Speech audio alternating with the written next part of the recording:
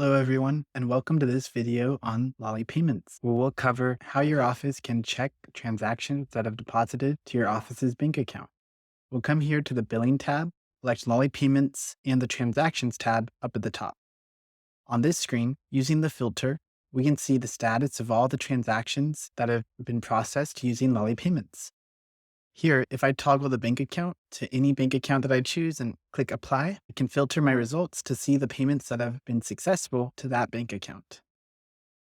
Scrolling down, I can see the status of those LollyPayments transactions, along with other payment details, including the client the payment is regarding, the matter it is associated with, and additional details as well. This is a great screen for the accounting team or managing attorneys to see all the transactions that have been processed using LollyPayments. Your office can also filter through the status of these payments using the filter option. I can see just the successful payments that have been processed. With LollyPayments, your office will see funds deposited to your bank account in 2 to 3 days for credit and debit card transactions, and about 3 to 5 business days for e-check and ACH payments. Under Reporting, you can also find financial reports that show the payments deposited to your bank account. Here we'll click on Reports. We'll scroll to the bottom to Lolly's financial reports.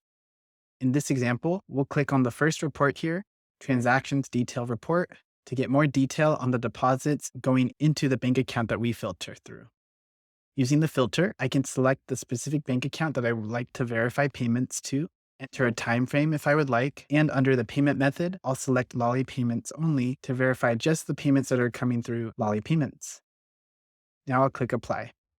Now I'm filtering my results to see just the LollyPayment transactions that are coming through to this specific bank account. Scrolling down, I can now get data on LollyPayments transactions that are coming in and the funds that are going out for this bank account. I can also export this report as an Excel.